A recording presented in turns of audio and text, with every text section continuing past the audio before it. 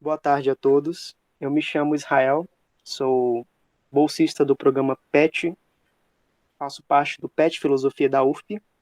Queria recepcionar todos os nossos ouvintes. Nós estamos fazendo uma edição um pouquinho mais especial deste programa, que é a Rádio Filó, né, nas ondas da filosofia. Esse programa é especial porque nós contamos aqui com a presença do nosso tutor e orientador, Fábio Abel dos Passos. A gente vai fazer uma espécie aqui de conversa com o nosso tutor sobre a sua carreira, sobre a sua pesquisa, sobre o seu papel dentro do PET Filosofia. Dando aqui uma leve pesquisada, nosso professor e tutor é doutor em Filosofia pela Universidade Federal de Minas Gerais. Ele atualmente é professor do Departamento e do Programa de Pós-Graduação em Filosofia da Universidade Federal do Piauí, a UFP. Ele tem experiência na área de filosofia, com ênfase em filosofia política, atuando principalmente nos temas relacionados à filosofia política contemporânea, a partir dos seguintes autores: Hannah Arendt, Michel Foucault e Giorgio Agamben. Ele atua também na área das artes visuais, com ênfase em arte contemporânea, estética e política, nudez corporal e corpos não hegemônicos, ou seja, nosso tutor, além de trabalhar com filosofia, também é um exímio artista. A gente selecionou perguntas de todos os petianos e eu vou citar os nomes deles, e os que estiverem aqui presentes vão fazer suas próprias perguntas, mas os que não estiverem, sou eu que vou falar por eles. Enfim, espero que você esteja bem recepcionado aqui, professor, e nós vamos conversar com a pergunta do petiano Vinícius. O Vinícius disse o seguinte: professor, eu gostaria de usar o PET Filosofia como base para a minha pergunta. Sendo assim, eu gostaria de saber qual a sua opinião sobre a importância do PET, não só na esfera acadêmica, mas também na formação profissional de cada um de nós, os petianos. Pode falar, professor Fábio. Bem, olá a todos os ouvintes da Rádio Filó, do programa PET Filosofia da Universidade Federal do Piauí. É com imensa alegria que eu estou sendo entrevistado pelos meus queridos petianos, né? Uma grande satisfação estar aqui nas ondas da rádio. E, primeiramente, agradecer a pergunta do Vinícius. Sem dúvida, Vinícius, a importância do PET, ela consegue abarcar essas duas dimensões que você coloca, tanto na questão acadêmica quanto profissional. E isso se deve pelo formato do PET, né? O PET é um programa de educação tutorial, né, do governo federal que consegue abarcar nas suas atividades pesquisa, ensino e extensão. Muitas atividades elas ficam alocadas em cada uma dessas áreas, né? Ou é uma atividade de pesquisa, ou é uma atividade de extensão, ou é uma atividade de ensino, mas muitas das nossas atividades conseguem imbricar todas esses três pilares da universidade. Exemplo do Cinepet, né? Então, o aluno de filosofia que ingressa no PET, ele tem uma oportunidade de, ao longo dos anos que ele está no PET, poder desenvolver habilidades que envolvam essas dimensões que eu falei, né? Ensino, pesquisa e extensão, e além dele estar fomentando habilidades para a sua vida acadêmica, não somente durante o curso de graduação, mas também para futuros momentos da sua vida acadêmica, né, como mestrado e doutorado, ele também está se preparando para a sala de aula, né, que é o grande lugar de trabalho para nós que somos formados em filosofia. Temos também a oportunidade de pesquisar, escrevermos artigos, capítulos e livros, né, palestrarmos, mas nosso grande ofício é a licenciatura, né? Então, sem dúvida nenhuma, o PET nos auxilia muito a estar nos preparando, né, para essa vida profissional que vai se iniciar após o período de que o aluno esteve no PET. Sem dúvida nenhuma, é um programa de educação tutorial que permite aos alunos terem essa, essa preparação tão importante, tanto para a vida acadêmica durante o curso de graduação e depois do curso de graduação, mas também para a sua vida profissional. Muito obrigado, Vinícius, pela pergunta. Bom, dando continuidade, e obrigado pela resposta, agora eu vou fazer uma pergunta que é minha. Eu pergunto o seguinte para o senhor. Professor, sabemos que desde criança o senhor tinha um forte interesse pela arte, né? As suas fotos antigas com algumas exposições no Instagram, enfim, entregaram nessa daí. Qual foi o ponto crucial que o aproximou da filosofia, né? Você que era tão envolvido com arte. Que momento, evento ou reflexão foi decisivo para que optasse por essa carreira de professor? Obrigado, Israel, pela sua pergunta. É uma pergunta bem interessante, porque, como você disse, né, as artes visuais sempre fizeram parte da minha vida, como fazem ainda hoje, né? Eu sou um apaixonado pelas artes visuais, tanto é que hoje faço um pós-doutorado em artes visuais na Universidade Federal da Paraíba, né? Mas existem alguns elementos para que eu devo trazer aqui para responder a sua pergunta. Primeiro, uma questão de logística mesmo, Israel. Na cidade onde eu morava, né, que é São João del Rei, interior de Minas Gerais, a Universidade Federal de São João del Rei não tinha o curso de artes visuais, tá? E por questões tanto de logística quanto financeira, eu não tinha a possibilidade de fazer um curso superior em outra cidade. E aí eu estava no terceiro ano do ensino médio, quando eu tive aula com um professor de filosofia, o Hélio Augusto. Tá? Para você ter uma ideia, Israel e ouvintes, quando eu encontrei com o Hélio Augusto lá em São João do Rei, quando eu fui visitar meus pais, e eu encontrei com ele na rua, e não agora, né, nesse período, mas anterior, eu falei com ele Augusto, falei assim, ele Augusto, lembra de mim? Falei, claro, Fábio. Falei assim, terminei graduação de filosofia, fiz mestrado, fiz doutorado, hoje eu sou professor da Universidade Federal do Piauí, no departamento e no programa de pós-graduação em filosofia, e a culpa é tua. E ele olhou para mim, abriu um sorriso e falou assim: isso que você acabou de me falar, Fábio, não tem preço, é uma coisa gratificante. As aulas, Israel, do Hélio Augusto eram incríveis, incríveis, eram aulas do ensino médio, e era um professor que cativava, era um professor no qual a sala lotada do ensino médio, terceiro ano, não falava nada, totalmente, todo mundo compenetrado na aula dele, tá? E o mais interessante, ele não tinha nota, ele não tinha prova. A prova dele, certa vez, a gente estudando, e eram conteúdos mesmo de filosofia, ele pediu para a gente tirar uma folha do caderno e escrever sobre a nossa vida. E nós escrevemos. E depois, passou uma semana, ele devolveu e deu 8,5 para todo mundo. Ele falou: se eu dei 8,5 para todo mundo, que eu não tenho capacidade de avaliar a vida de ninguém. Eu queria só mesmo vocês se exercitarem. Né? E foi isso. Foi as aulas do Hélio Augusto e essa questão da logística. Tinha um curso de filosofia, como ainda tem, na Universidade Federal de São João del Rei. E depois de lá eu continuei a minha caminhada no mestrado, no doutorado, e hoje estou aqui com vocês trabalhando no departamento. Mas foi essa a minha caminhada, e eu sou muito feliz de ter feito o curso de filosofia, Israel, porque hoje eu compreendo o quanto também a filosofia alimenta e influencia no meu fazer artístico, né? Eu acho que a filosofia é um grande trampolim, um grande elemento aglutinador para as artes visuais.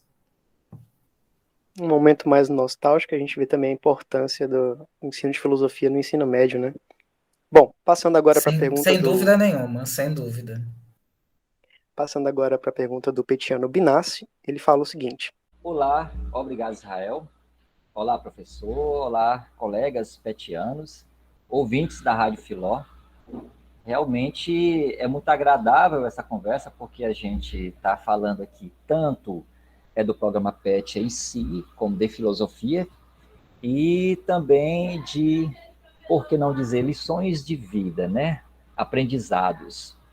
E então, professor, eu como graduando de filosofia, eu vejo que nosso quadro de professores, ele é muito rico em formação. A grande maioria, quase todos, têm doutorado. E sempre que eu vejo um professor, eu fico curioso em saber em qual área aquele professor é especialista. Então, pegando esse gancho, eu queria que o senhor falasse sobre o seu doutorado em Hannah Arendt, né? Assim, uma geral, né? O que o senhor gostaria de falar sobre o seu doutorado em Hannah Arendt? E também, como o senhor falou, o senhor está fazendo agora um pós-doutorando, né? Sobre artes visuais. Eu gostaria que o senhor falasse dessas duas áreas as quais o senhor é especialista e está se especializando. Obrigado. Obrigado, Binassi, pela sua pergunta. Bem, o meu doutorado foi na Universidade Federal de Minas Gerais, né, sob a orientação do professor e filósofo Newton Binhoto. Na verdade, o meu doutorado, Binassi, eu posso dizer que foi uma experiência não só agradável, né? Eu sempre digo isso. Hoje ainda tem muito contato com o professor Newton Binhoto, né? Posso dizer que é um amigo que eu fiz. Eu digo sempre que eu tive dois prazeres, né? De ter feito pós-graduação em uma universidade de referência na filosofia, que é a Universidade Federal de Minas Gerais, e ter tido a honra de ter sido orientando do Newton Binhoto, que para mim é um dos grandes filósofos vivos do Brasil hoje, né? E o meu doutorado ele foi muito tranquilo por esse aspecto que eu disse, e o segundo, Binassi, porque foi um desdobramento do meu mestrado, né? Eu lembro que eu estava fazendo a minha pesquisa no mestrado e me veio, né, o insight de trabalhar o conceito de mundo em Hannah Arendt, pensando que o conceito de mundo fosse essa ponte a ligar, né, a política e a filosofia, que segundo Hannah Arendt houve uma ruptura entre filosofia e política desde a condenação de Sócrates. E a minha aposta é que o conceito de mundo em Hannah Arendt faria essa ponte, né? Embora a própria autora não tenha explicitado isso na sua obra. E aí veio esse insight no mestrado, e numa reunião com o Newton, no gabinete dele, eu apresentei esse problema de pesquisa para o doutorado. Eu lembro que ele olhou para mim e falou assim: guarda isso, não é hora disso, não. Depois a gente pensa nisso. Saí um pouco assim, como que eu posso dizer, desanimado, que eu estava todo empolgado, né? Aquela coisa que a gente está fazendo uma coisa e já antecipa a outra, né? Mas hoje eu entendi o que ele quis dizer, né? Concentra no mestrado. E eu lembro, Binassi, que quando eu terminei a minha defesa de mestrado, ele na frente de todo mundo assim olhou para mim e falou assim: sabe aquela sua ideia de doutorado? Pode tirar da gaveta porque ali tem uma tese. Pode começar a trabalhar, Fábio. Então, assim, ele esperou o momento certo para dizer: isso é uma boa aposta, e foi isso que eu fiz, né? Inclusive, a minha tese ela foi tão frutífera que resultou no livro, né, O Conceito de Mundo em Hannah Arendt, e que já está esgotada a primeira edição, e já está na segunda edição, né, o livro, né, ou seja, teve uma ótima receptividade pela academia, né, pelos pares que estudam esse autor. Já tive vários e vários depoimentos de pessoas que disseram que o meu livro foi fundamental para os estudos, para a elaboração de dissertações de mestrado e de tese de doutorado, que me deixa muito feliz, né? E quando a gente entra, né, Binassi, quando a gente passa no concurso, a gente vai desdobrando e vai solidificando essas nossas pesquisas. Hoje, além da Hannah Arendt, eu estudo Michel Foucault e Agamben, como Israel disse na minha apresentação. E desse período pandêmico, né, eu comecei a me voltar cada vez mais para as artes visuais e pensei que trabalhar e problematizar a invisibilidade da pessoa com deficiência no interior das artes visuais era uma pesquisa também muito frutífera, tanto no que diz respeito à dimensão teórica dela, né, estou escrevendo um livro sobre esse tema, como também da dimensão prática dela através dos meus desenhos, né? Então, Esse é o pós-doutorado que eu estou levando adiante na Universidade Federal da Paraíba, sob a supervisão do professor e artista Robson Xavier, que tem uma larga experiência nessa área de trabalhar com pessoas com deficiência no interior das artes, né? Então, é isso que eu estou buscando fazer, e, como eu disse na resposta ao Israel, as minhas reflexões filosóficas alimentam muito o meu fazer artístico, né? Tanto é que nesse livro, fruto do pós-doutorado, eu tenho utilizado vários filósofos, alguns com mais destaque na minha pesquisa, como Foucault, como a Judith Butler, como Jacques Rancière, são autores que estão me ajudando muito a pensar dispositivos de controle que incidem sobre alguns corpos, no caso dos corpos das pessoas com deficiência, e fazem com que alguns corpos sejam invisibilizados diante de uma sociedade excludente. Então, é isso que eu posso perceber de passagem, né, de uma pesquisa para outra. Obrigado, Binassi, pela pergunta. Eu gostaria de passar a palavra agora para a Paloma, para que ela possa fazer a sua pergunta. Boa tarde, professor. Boa tarde, petianos. Boa tarde, ouvintes. Professor, a gente sabe que já faz alguns anos, né, que o senhor já está na tutoria do PET. Então, diante disso, eu queria que o senhor contasse para a gente um pouco se o senhor já enfrentou alguma dificuldade no programa e qual foi o seu maior desafio enquanto tutor do PET. Obrigado, Paloma, pela sua pergunta. Já são mais de 4 anos, né, Paloma, na tutoria do PET, filosofia, né?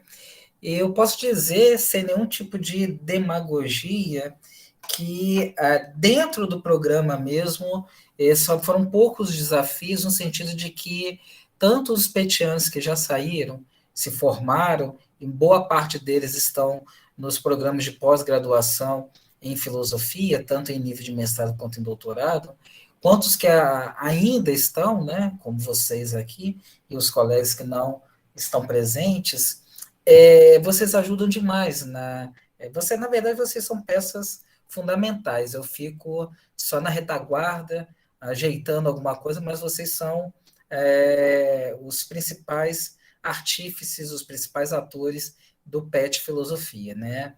A capacidade de vocês, o engajamento, a expertise em muitas atividades fazem com que a minha atuação no PET seja facilitada.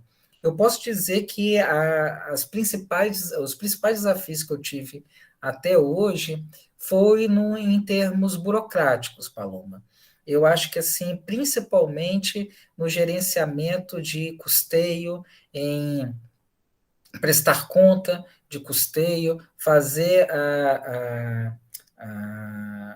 a programação, né, das atividades para o ano, prestar conta dessas atividades, e principalmente, Paloma, nesses 4 anos que eu estou no PET, a grande dificuldade é o tempo quando a verba de custeio ela é liberada e o pouco tempo que a gente tem para gastar essa verba de custeio, tendo em vista que são poucas as coisas que a gente pode gastar essa verba. Então, para mim, isso é um grande desafio. Nós sabemos disso, que em várias reuniões a gente conversa sobre isso, porque é um tempo muito curto para se gastar uma verba importante para a manutenção do programa, mas que às vezes a gente tem pouco espaço de movimento para utilizar dessa verba. E, por fim, eu posso dizer que um dos desafios que ontem nós conseguimos superar é colocar a revista PET Qualis B4 em dia, né? Ela está absolutamente em dia. Ontem nós colocamos o segundo número de 2021 no ar, e é uma grande satisfação podermos estar com a nossa revista em dia, que é um dos fatores importantes de impacto na hora da nossa revista ser avaliada, né? Esse acho que é um desafio que nós conseguimos superar, tendo em vista que a gente tem dificuldade de ter de pareceristas, quanto os artigos são enviados, tem aquela demora, que isso faz parte de todas as revistas, isso atrasa um pouco a publicação dos números, mas felizmente nós conseguimos colocar ela no ar com a colaboração gigantesca dos alunos do PET e também de outros colaboradores, que esse ano, por exemplo, nós tivemos 2 dossiês, né, do PET, e que ajudou muito a podermos estar hoje com o Cadernos PET em dia em termos de publicação. Obrigado, Paloma, pela pergunta. Professor, obrigado pela resposta. Eu vou ler aqui a pergunta da petiana Raniele. Ela diz: Professor Fábio, como você relaciona a filosofia que você pratica e estuda com o tipo de arte que você faz e desenvolve, e qual a relação direta existente entre sua arte e a filosofia? Obrigado, Ranieri, pela pergunta. De certa maneira, a gente já tocou um pouco aqui, né? Mas eu acredito que o grande elemento que faz a ponte entre as minhas pesquisas filosóficas e o meu fazer artístico é principalmente a minha pesquisa voltada sobre a filosofia política contemporânea e os seus dispositivos de controle sobre a sociedade, né? Hannah Arendt, Michel Foucault e Agamben têm uma obra muito voltada para isso, né? Pensar esses dispositivos que incidem sobre sociedade de massa, né? Que são as nossas sociedades, né? Sociedades no qual a individualidade é tragada por essa grande massa humana de impessoalidade, no qual o indivíduo ele não aparece, né? As suas idiosincrasias são absorvidas pelo todo de comportamentos orientados para uma determinada situação. Então, esses autores me ajudaram muito a fazer essa ponte, pensar o porquê que os corpos das pessoas com deficiência não são visibilizados nas artes visuais. Isso se deve, é claro aí que vem a questão dispositivo, né? Há uma edificação de um ideal de beleza e de um ideal de corporeidade, né, no qual aqueles que não se encaixam nesses ideais, eles são colocados à margem, né, daquilo que a gente chama de estética, né, é como se eles não tivessem uma estética merecedora de ser vista, né, e a minha aposta na pesquisa é que um corpo com deficiência ele não tem a mesma estética de um corpo não deficiente, mas ele tem uma estética merecedora de ser vista e tensionada no espaço público. Então, eu acho que essa questão da biopolítica, do controle sobre os indivíduos, me ajudou muito a formular esse tema que está sendo a base da minha pesquisa no pós-doutorado. Obrigado, Raniele, pela pergunta. Obrigado pelo professor de novo pela resposta. Eu vou passar a palavra agora ao Gustavo para que ele possa fazer a sua pergunta. Boa tarde a todos. Prazer estar aqui com todos vocês, professor Fábio aí, finalzinho de ano, mais um evento para a gente. E é sempre muito bom estar tendo essa conversa, né? Porque essa atividade é muito importante para a gente conhecer os professores, ver o que eles estão pesquisando e conhecer um pouquinho melhor, né? E também passar para os ouvintes, né, que acompanham o programa do PET, para eles também conhecerem e ter essa oportunidade. Professor, a minha pergunta tem a ver um pouco com o que foi falado já por você em algumas situações, principalmente sobre a pergunta da Paloma sobre as dificuldades, né? E a minha pergunta é o seguinte, né? Após você assumir essa função de tutor do programa PET, né, você tem proposto muitas mudanças, né? Como você mesmo comentou, que teve muitos desafios, você teve que aprender muita coisa. E aí eu gostaria de saber quais são os planos para o futuro, né? Gostaria que você comentasse quais são os seus projetos, se você gostaria de ver no programa futuramente, e se você almeja ver o programa PET em um outro nível. Né? Como assim, que nível? Esse nível seria, tipo assim, enquanto tutor eu vou trabalhar para que eu quero ver o programa crescer, quero que chegue em um nível bem maior, como, por exemplo, você comentou que tem o crescimento de 7 anos, né? participando do programa de pós-graduação tem crescido bastante nos últimos anos, e isso, de certa forma, já é um aumento no nível, na qualidade do programa. Isso quer dizer que você tem trabalhado muito bem. E eu queria saber se você tem alguma ideia assim, para o futuro, se tem novos programas, e se você almeja chegar em um outro nível, né? Crescer mais ainda. Obrigado, Gustavo, pela sua pergunta, né? Eu acho que essa questão, né, Gustavo, de novos projetos, eles são muito dinâmicos, né? Lembro que do final do ano passado para esse, eu fiz a proposta do PET Cultural, que nós estamos agora, né, colocando ele em prática. O Israel fez uma proposta na última reunião da apresentação dos trabalhos de iniciação científica dos alunos, que já entrou na nossa proposta de atividade para 2022, né? Então, assim, a questão de propostas de projetos, eles são muito dinâmicos, né? Eu acho que o principal da gente pensar em novas atividades, inclusive esse período pandêmico nos dificultou muito nisso, é trazer atividades que possam ajudar não somente os alunos que estão no PET, mas aqueles que estão fora, principalmente, Gustavo, na elaboração de TCC e em pesquisa. Nós sabemos que o número de bolsas da universidade, ela é pouca, né, de pesquisa, ela é pouca, ela não consegue abarcar a quantidade de alunos no curso. Muitos alunos passam a graduação praticamente toda ela sem oportunidade de ter uma pesquisa científica sob a orientação de um professor, né? E acabam que quando chega ao final do curso, eles são colocados para fazer um TCC, que é um trabalho de pesquisa, né? E muitos deles às vezes desanimam, saem do curso. Eu acho que um dos desafios nossos para os próximos anos é fazer atividades, mini cursos, inclusive tem um mini curso que estava programado, mas por conta do período pandêmico nós não pudemos colocar em prática, que era uma parceria com o curso de letras, exatamente isso, né? A ideia da escrita, a ideia da pesquisa, para a gente poder fomentar essas habilidades nos alunos do curso de filosofia de uma maneira mais ampla, né? Infelizmente, nós não temos bolsas e vagas para absorvermos esses alunos todos no PET, né? E ainda mais se a gente tivesse, a gente precisaria de pelo menos uns 2 ou 3 tutores, porque a demanda seria muito grande, né?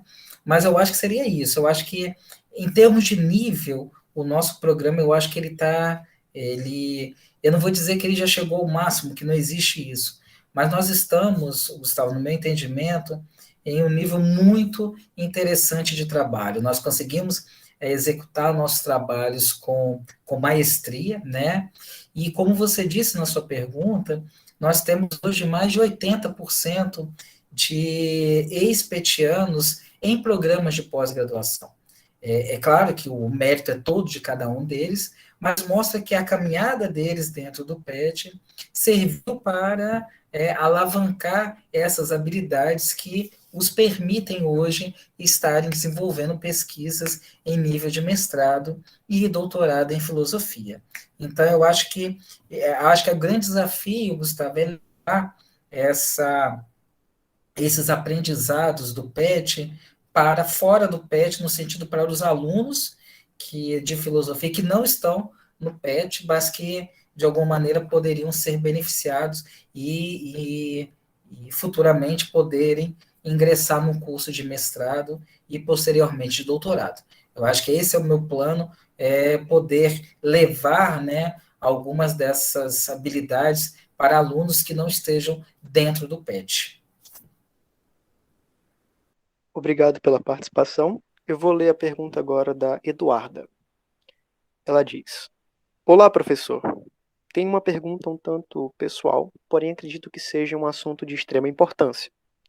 O senhor, como pessoa PCD, como lidou com o capacitismo na academia? Pergunto isso pois muitas vezes o senhor comentou como foi o começo da sua vida acadêmica, da ajuda de sua família nesse caminho, e agora, com sua carreira acadêmica já estabelecida, como lida com essa questão? Obrigado, Eduarda, pela sua pergunta, muito pertinente mesmo, né? Além de eu ser uma pessoa com deficiência, também o fato de eu ser negro, né? Todos esses indicativos, né? Trazem uma certa dificuldade para a pessoa, não só dentro da academia, mas na sociedade como um todo. Como eu disse, né, no início da minha vida acadêmica, né, a participação dos meus familiares foi imprescindível, né, por conta a gente não tinha carro, a gente não tinha condições financeiras para, né, uma vida mais confortável, materialmente dizendo, e aí a presença da minha irmã me levando para a faculdade, né, a pé, debaixo de chuva, diante de todas essas intempéries, né, da vida, foi fundamental. Depois, o apoio deles para eu fazer mestrado, doutorado, isso foi absolutamente essencial na minha jornada, né? Como hoje, por exemplo, da minha esposa, a professora Elivanda, né, que também é uma parceira e alguém que está intimamente ligada a toda essa minha trajetória e as conquistas, né? Sobre a questão do capacitismo dentro da universidade, eu não tive de uma maneira mais nítida ou mais direta alguma coisa nesse tipo. O que eu posso dizer, Eduardo, é que ainda hoje eu preciso mostrar para os colegas que eu tenho colegas que eu digo de outras instituições, que eu tenho uma autonomia de poder viajar, ir a congressos, de poder estar participando. Eu vejo ainda que às vezes, uma ausência de um convite para ir a algum congresso, alguma coisa, está, às vezes, atrelado ao fato de eu ser uma pessoa com deficiência e talvez eles acharem que eu não possa me deslocar, se eu for viajar eu tenho que levar uma companhia, que não é verdade, eu viajo sozinho, inclusive eu já fui para a Colômbia, participar de um evento acadêmico, viajei sozinho, né? Então, eu acho que é esse entrave, né? Essa ideia de ver que uma pessoa com deficiência ela pode ser autônoma e poder viajar e participar de trabalhos. Eu acho que se existe um capacitismo ainda dentro da universidade, da academia, é exatamente por conta de, às vezes, haver, em alguns eventos, alguns colegas, esse retraimento de alguns convites, de eu ter que viajar e me deslocar e às vezes achar que eu não posso fazer. Mas fora isso, eu sempre tive uma boa receptividade pelos colegas aqui do departamento e do programa, sem dúvida nenhuma, mas de outras IES também. Vou fazer agora a pergunta do petiano Nerivan. Ele diz o seguinte: Professor Fábio, por ser um grande estudioso da pensadora Hannah Arendt e também por ser um amante das artes, já que também pinta, tem algo que a Hannah Arendt tenha comentado, falado sobre a importância da arte na vida humana?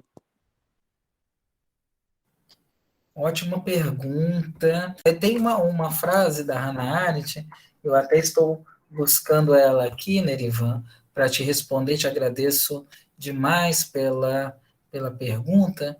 Tem uma frase da Hannah Arendt que eu gosto demais, que ela diz o seguinte, está na condição humana, ela faz o seguinte: a fonte imediata da obra de arte é a capacidade humana de pensar. Então, ela diz que a fonte da obra de arte, naquilo que está no sustentáculo da obra de arte, é a nossa capacidade de pensar. E eu tento, Nerivan, fazer dessa assertiva arendtiana uma bússola para a minha trajetória artística. Por exemplo, além dessa série que eu estou fazendo agora, dos corpos com deficiência nas artes visuais, antes dela eu fiz uma série de trabalhos artísticos cujo tema era a ditadura civil-militar brasileira. Então, assim, quem me acompanha sabe que eu pesquiso sobre a ditadura civil-militar brasileira numa perspectiva filosófica. Então, as minhas pesquisas elas acabam sendo esse alimento, né, essa fonte inspiradora para os meus trabalhos. Então, nesse sentido, eu tento vivenciar essa assertiva arendtiana de que a fonte inspiradora da obra de arte é a faculdade, é a capacidade humana de pensar. Então, o meu pensar filosófico, né, sobre esses temas, como eu disse, né, o dispositivo de controle, a questão da ditadura civil-militar brasileira, elas, sem dúvida nenhuma, alimentam o meu fazer artístico, o que faz com que a frase da Hannah Arendt se torne verdadeira no meu processo artístico. Eu gostaria de passar a palavra agora ao petiano Pedro, que ele possa fazer sua pergunta. Então, boa tarde a todos, aos ouvintes e aos presentes. Então, a minha pergunta diz respeito ao ensino de filosofia, não só pegando o gancho daquilo que a gente estudou juntos na disciplina de filosofia no Brasil e na América Latina, no semestre que passou, mas analisando de uma maneira geral e também nos trâmites do ensino médio. Como é que o senhor enxerga o ensino de filosofia? Quais seriam, primeiramente, também os problemas encontrados no ensino de filosofia nesse âmbito e o que poderia ser feito na tentativa de melhorar e tornar a filosofia algo, pelo menos minimamente relevante nos trâmites dessa fase da educação. Até porque, complementando a minha pergunta, eu gosto de perguntar sobre esse tema aos demais professores, em especial quando há oportunidade, para entender um pouco do que eles veem sobre essa questão, por mais que não seja exatamente a área deles. Obrigado, Pedro. Extremamente relevante a sua pergunta. Muito obrigado. Você disse, né, que assim, embora nós não estejamos, muitos de nós que você endereça essa pergunta, né, não estejamos lecionando no ensino médio, mas eu posso falar por mim, Pedro, e talvez muitos dos professores que você tem a oportunidade de fazer esse questionamento, eu já dei aula, né, no ensino fundamental e no ensino médio, né, de filosofia, além de cursinho pré-vestibular, né? Eu trabalhei antes de entrar no ensino superior, eu passei por esses níveis, né, de ensino. E por que eu acho relevante a sua pergunta, né, Pedro? A gente tem que entender que a quantidade de pessoas que se formam anualmente em filosofia no Brasil, ela é um número muito grande, e as faculdades, sejam particulares, sejam federais, elas não têm capacidade de absorver esse número grande de formandos em filosofia, ou seja, nem todo formando em filosofia será um professor de ensino superior. Ele poderá ser professor de ensino de filosofia no ensino fundamental e no ensino médio. E quando a gente se volta para esses níveis no Brasil, a gente vê, né, Pedro, um descaso, né, uma falta de incentivo, uma falta de oportunidade, que eu tenho certeza que para vocês que estão estudando filosofia, estão vendo a formatura, o fechamento desse período da vida de vocês se findar, um pouco de desânimo, né? Nós tivemos no período ditatorial o banimento da filosofia do ensino fundamental e médio. Depois, com a redemocratização, começou-se a retomada do ensino de filosofia, tanto no nível de fundamental como médio, e agora, há pouco tempo, nós tivemos um retrocesso, fazendo com que a filosofia ou esteja dentro de outras disciplinas, ou seja optativa, que para o mercado de trabalho do professor de filosofia é muito funesto, muito, Pedro. Então, o que eu vejo, Pedro, a primeira coisa, é a valorização da cadeira filosofia, tanto no ensino fundamental quanto no ensino médio. Eu acho extremamente errôneo, Pedro, e parece que a gente está legislando em causa própria, você ter 4 disciplinas de matemática numa semana de aula, você ter 4 ou 3 de física, 3 de química, né? E você ter uma de filosofia. Certa vez, conversando com um professor de matemática, que eu trabalhava no colégio, ele falou assim, mas o nosso conteúdo é muito extenso, por isso que a gente tem mais aulas. E eu perguntei para ele, falei assim, mas a história da filosofia tem mais de 2.500 anos. Se a gente for colocar em conteúdo extenso, nós temos um conteúdo tão extenso quanto a matemática para ser colocado em ter 3, 4 aulas por semana. A minha aposta, Pedro, e talvez seja uma aposta um tanto quanto utópica, mas eu acho que as disciplinas deveriam ser equivalentes. Deveria ser pensado em um nível de importância igual. Eu não acho que a filosofia seja mais importante do que a matemática. E nem acho que a matemática seja mais importante do que a filosofia. Para mim, elas têm graus e níveis de importância iguais. Eu, no meu entendimento, eu acho que só teria uma disciplina que deveria ter mais conteúdo e mais aulas do que as outras, que é português, que ela é base para todas as outras, em termos de interpretação de uma questão, de uma leitura de um texto, de uma escrita. Eu acho que português ela é base para matemática, para física, para química, para história, para filosofia. Fora isso, eu acho que a gente deveria pensar em equiparar o número de aulas. Talvez, e sem dúvida nenhuma, haveria muita resistência, né, por parte de que cada um vai defender o seu nicho, né? Os professores de matemática vão ver que vão perder aulas de matemática, de química, de física, e assim por diante, mas eu acho que seria mais justo, e também não só mais justo, como também traria um ganho muito grande para o aluno de ensino fundamental e ensino médio. Nós sabemos o quanto a filosofia ela é capaz de construir um sujeito autônomo, reflexivo e crítico do seu tempo, né? E eu acho que são elementos fundamentais para todo e qualquer momento, mas, sobretudo, o nosso tempo presente, né? O nosso presente de pós-modernidade, no qual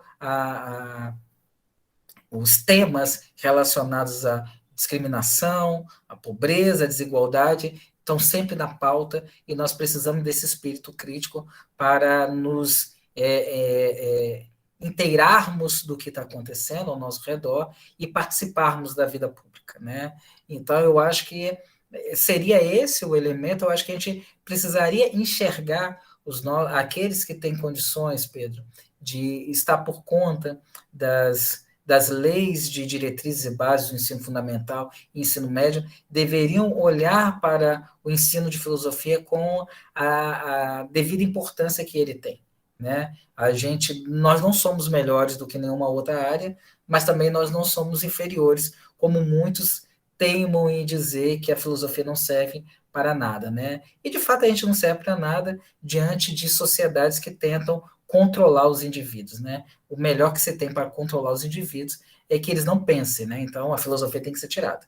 Mas a gente sempre está ali cutucando e sendo esse elemento crítico e problematizador. Muito obrigado, Pedro, pela sua pergunta. Gostaria agora de passar a palavra à Petiana Carliane para que ela possa fazer sua pergunta. Olá a todos os ouvintes da Rádio Filó, né? E em especial o professor Fábio. Partindo de um tema um pouco mais sério, né, que foi a questão anterior. Primeiro eu gostaria de saber se nós teremos café e pizza no retorno presencial. Mas, brincadeiras à parte, né? A minha pergunta, ela é mais referente a um tema que eu acho muito intrigante na filosofia, né? É justamente a questão do nascimento. E ela se introduz da seguinte maneira, né? Na filosofia, nós especulamos sobre tudo, o nada, os fins, os meios, mas como sinônimo do manifestar-se, né, de retorno ao êxtase filosófico basilar, né, eu gostaria muito de perguntar o que significa para o senhor o nascimento, o nascer filosófico, né? Quando uma especulação emerge, o que surge com ela? Obrigado, Carliano, pela sua pergunta. Primeiro, né, o café fica por conta do Binassi e a pizza vai ter, pode deixar que vai ter, mas o expert aqui no café é o Binassi, ele vai ficar por conta da volta do café. Bem, qual que é o início da filosofia? Eu gosto muito, Carliane, de uma